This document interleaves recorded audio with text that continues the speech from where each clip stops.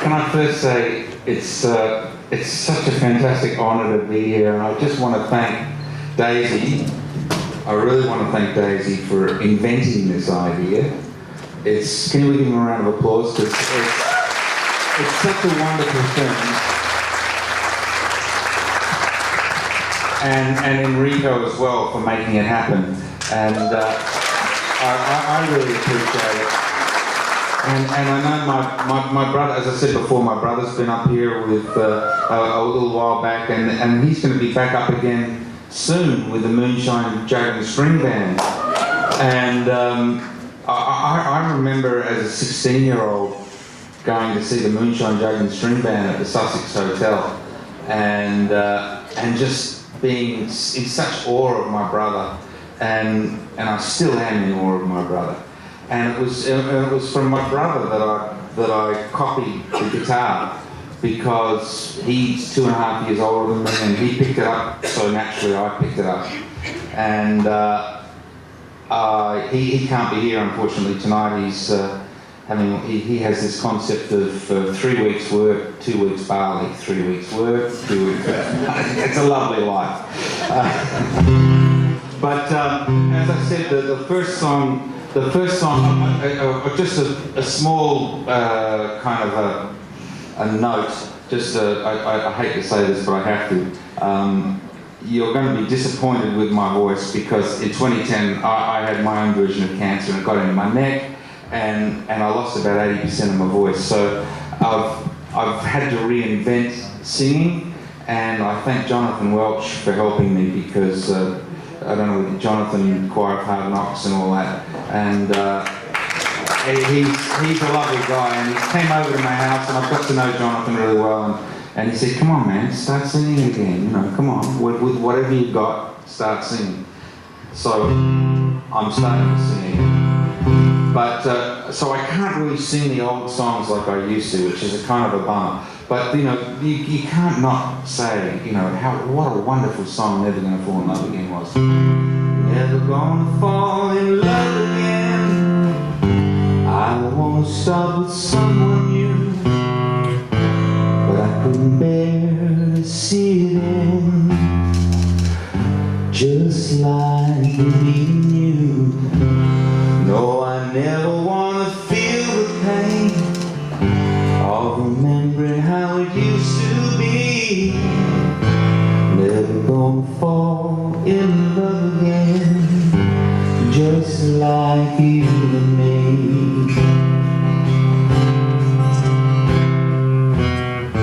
At first we thought that love was here to stay.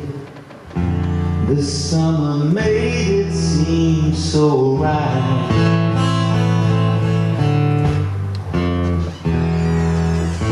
But like the sun, we watched it fade away, from morning to lonely night.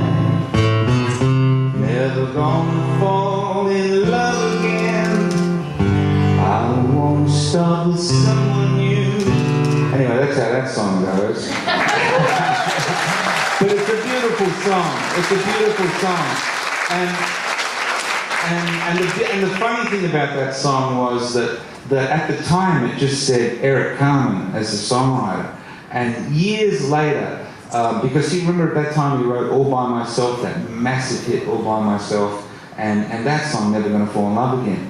And years later, what's her name? Celine Dion put out a version of All By Myself that was a massive global hit.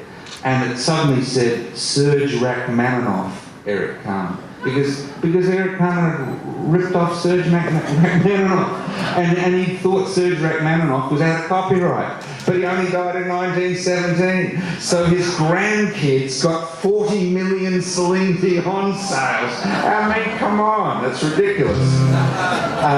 And my next hit was I hooked up with a guy called Richard Lush. And Richard Lush produced all the Sherbet stuff, and I was at the Logies in Melbourne at the Southern Cross it was in those days, and I was in the lift, and Stig Anderson, the ABBA's manager, was there. And I said, Stig, Mark Holden over here called Never the Ball, I'm the poster. Have you got any songs? I was hoping I'd get a Bjorn and Benny song. And he sent me a song in Swedish. And I translated it, and I was so bloody stupid, I didn't ask for the translation rights. Because that's, anyway. But it was called it was the Swedish thing was I'm Gonna Make You an Angel, and I changed it into I wanna make you my lady, make you my lady.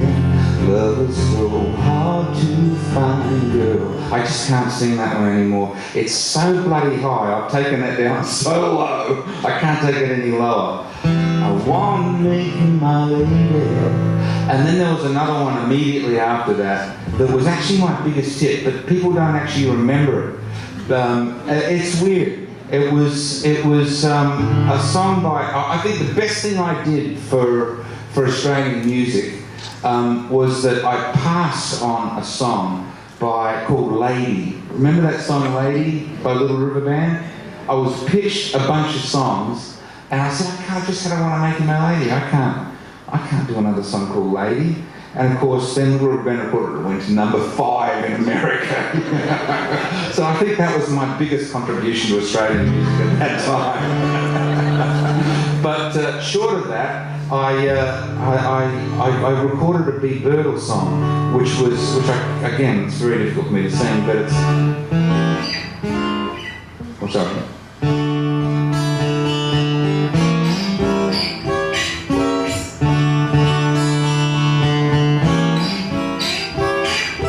Here I go again, dreaming on a Saturday night, wondering if you're feeling alright, and that photograph of you keeps fading away. Every time I see you at glance, this is my last romance. And here's the weird part about that story. Here's the really weird part about that story. When I first went to America in 1980, that B. Birtles wrote that song. It got to #5. It was and it was a national #5. It was a big hit, and it was the third hit off my album at that time, which was also very unusual in those days. And I ended up living with this girl in Los Angeles called Donna. And about a year into living with her, she said to me, "I'm getting married." Excuse me? She said, "I'm getting married." To me?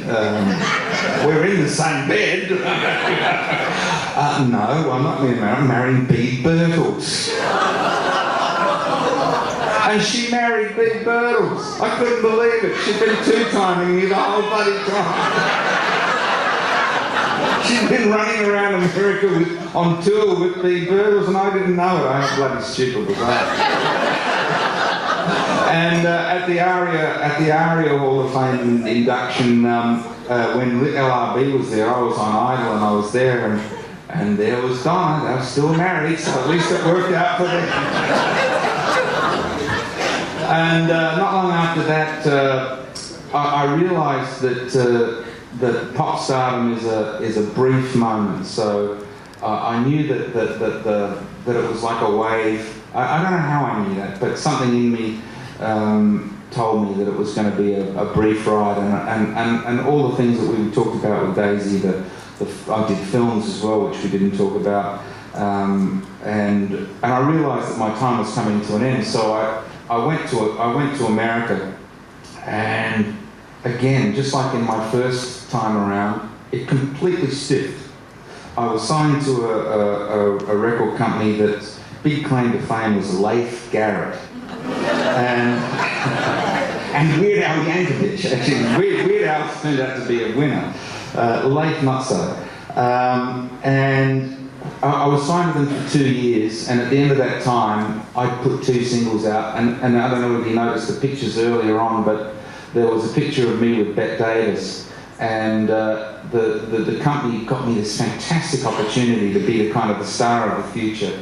And the idea was that I was in a bus and I turned up at Grauman's Chinese, and I was met by Betty Davis and Jane Russell. Can you believe it?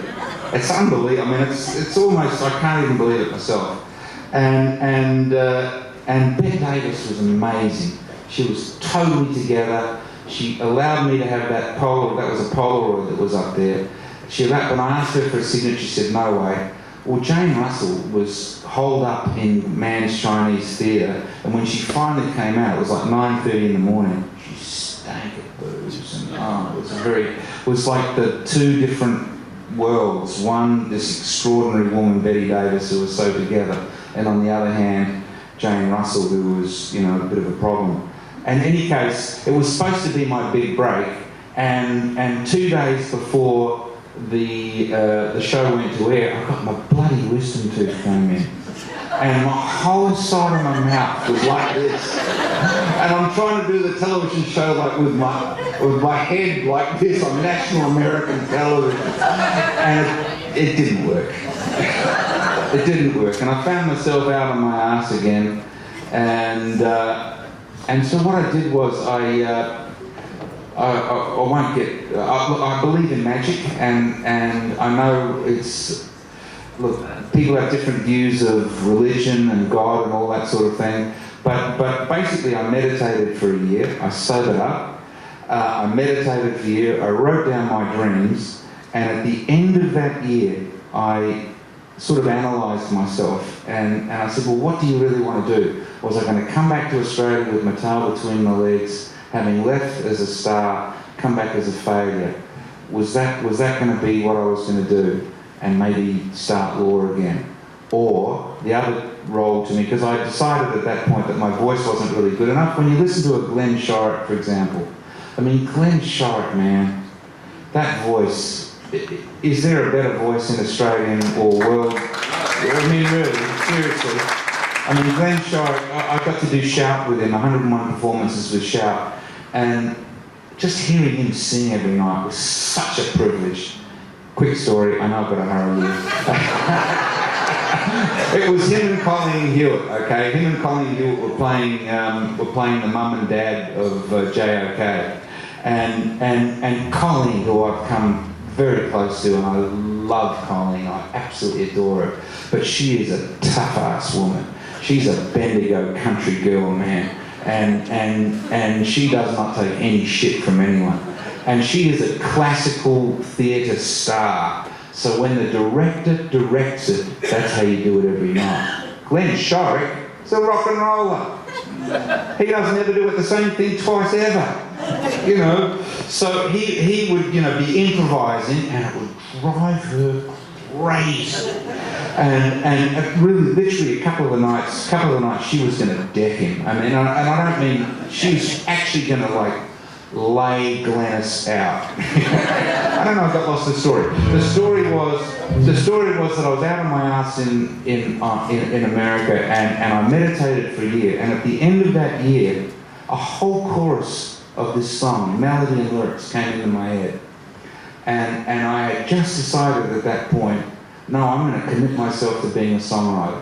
I'm going to commit myself, even though I'd never had a hit as a songwriter. All the songs that I had hits with in Australia that I just played you, none of them were mine.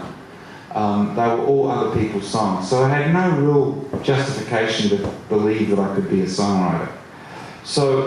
But I decided at that point, I'm going to be a songwriter. And this chorus came into my mind. And at exactly that time, I met these two guys who were pitching songs at Berry Gordy.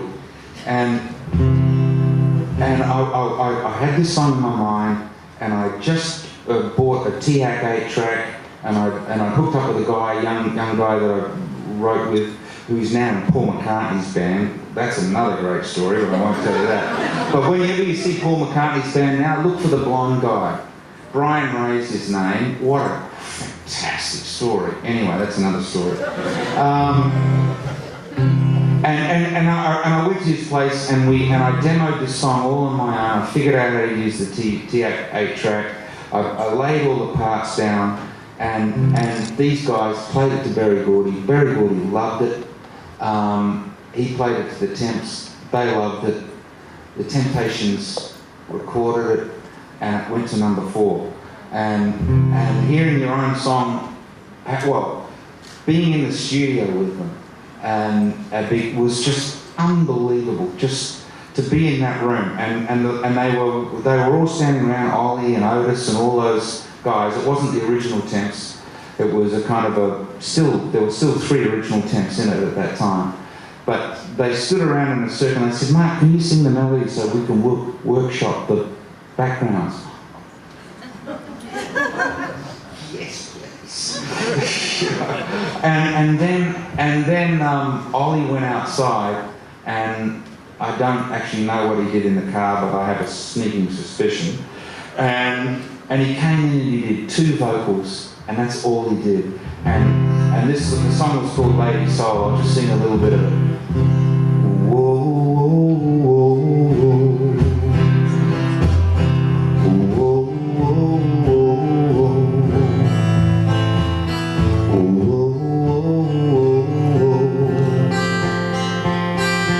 my lady soul, lying here beside you, close as we can be.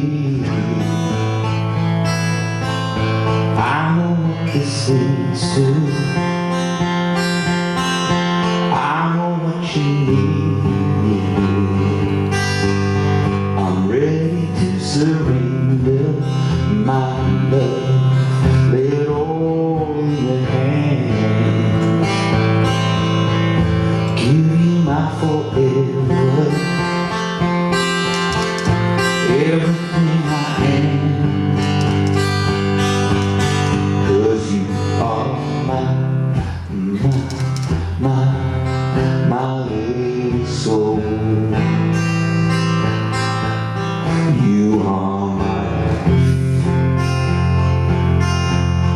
You make me whole. You are you're my lady soul. You warm my heart when I grow cold. I always knew we'd end up together right from the very start. I believe we'll make it forever. It's written right here in my heart.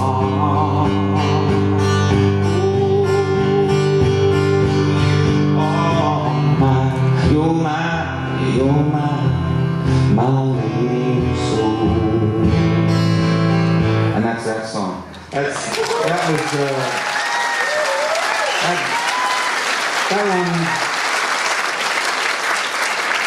That one was such a blessing. It was such a blessing, that song. It was such a blessing. It got on the Motown Greatest Hits, which is, I think, will be my, other than scoring I think here's the 2 things that I hope I'll be remembered for. The lowest score on Dancing with the Stars of any country, of any series, ever. I think that's one. And the other one is that song being on the Motown Greatest Hits. What can I say?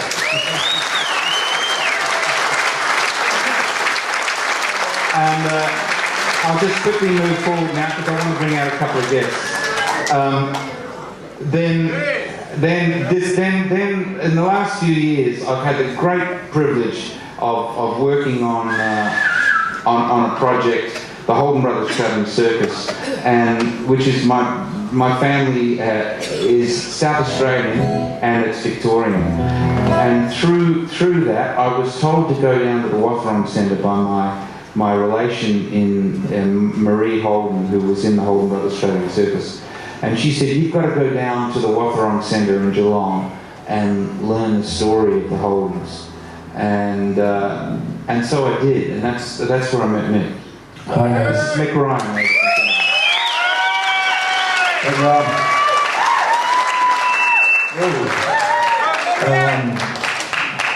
we're going to make this quick because we're on the Running out of time. Can I just get the guitar down in the foldbacks? Please.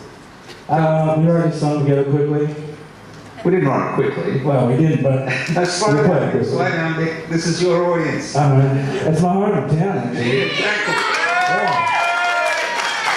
So, good to be back and playing with Mark Cardona. It's an honour to be on the same stage as such amazing musicians, so thank you. And this song is, we wrote this song about settlement and the massacres of Aboriginal people during that time. So it's, it's a bit of a serious topic and a serious song. And we did a lot of research about it. Everything we wrote about is recorded in actual history, so it's factual.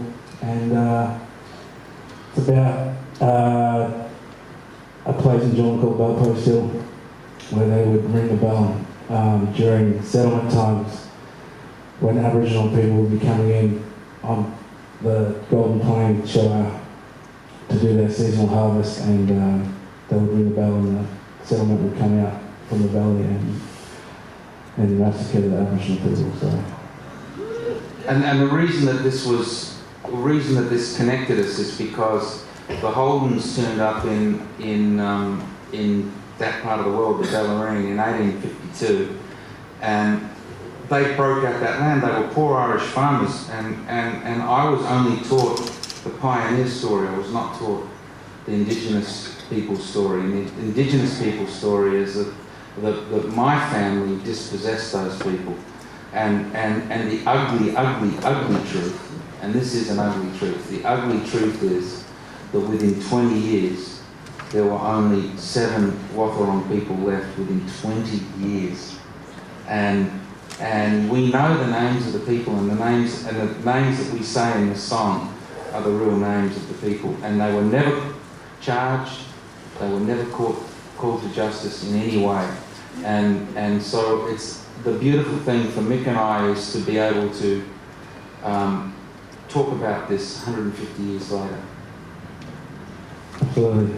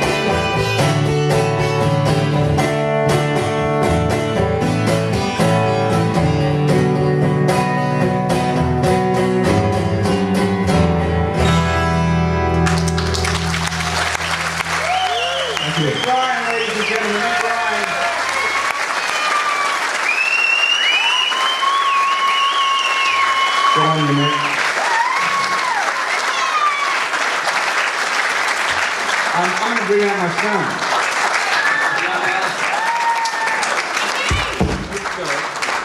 Thanks, sorry about that. Part-time roadie as well. This is my son Kane. He's a musician as well, sad to say. Can't help himself, it's in the blood. Sorry about that, guys. Bang, noise. Okay, this is one of the new songs with the new voice that Kane's going to help me sing. Just very quickly before we get into it, I know we have Archie Roach coming up next, who's going to be fantastic. Just want to say I love you. Very well deserved. God bless you, Kane. Thank you.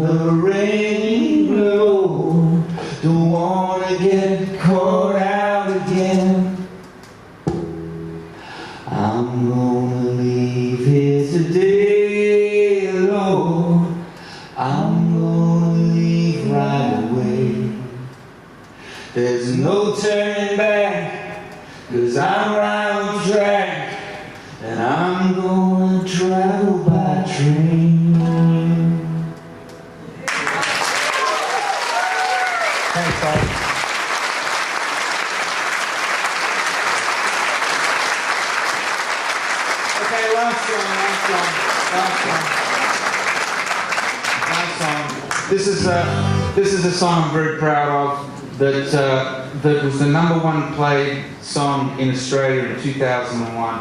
I had a very good year that year. That was the year of Vanessa and Have a Look, and then absolutely everybody. But this is the song that I just love, and I wrote with Vanessa, and it was the #1 most played song in 2001 in Australia. When she first played this to me, in terms of the record, when the record came back and I heard her voice on it, I actually cried because I knew what it was about. I knew the lyrics that she'd come up with, what they were about, and I'm very lucky to have worked with Vanessa. She's a magnificent artist, and I love her dearly. You say that you never had a mom and nobody needs you, so cry, so cry. You believe that life rolls by just to deceive you. Well, bide your time, bide your time. You're getting old, and the longer it takes, the slower your pain will grow, and it will grow. It will grow. You can close your eyes and hope that when you open them, you've got a brand new life. Well, you'll find you can't hide. You can give your life. You can lose your soul. You can bang your head, or you can drown in a hole. Nothing lasts forever, but you can try.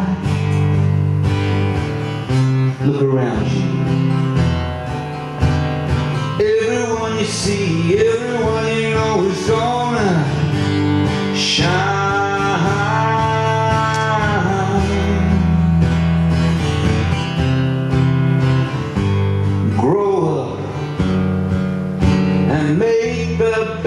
Of what you've got, of what you got,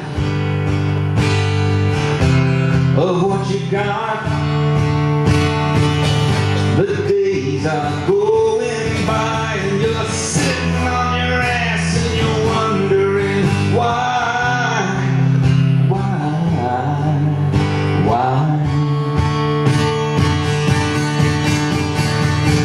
You can give your life, you can lose your soul, you can bang your head, or you can drown in a hole. Nothing lasts forever,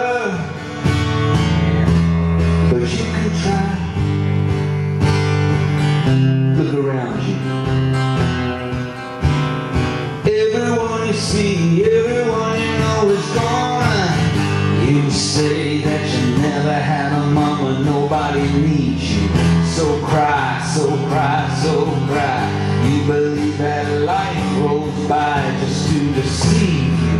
We'll bide your time, we'll bide your time. You're getting old, and the longer it takes, the slower your pain will grow. And it'll grow, it'll grow. You can close your eyes and hope that when you open them, you got a brand new life. You can give your life, you can lose your soul, you can bang your head, or you can drown in a hole. Nothing lasts forever, but you can try. Look around you. Everyone you see, everyone you know is gonna shine.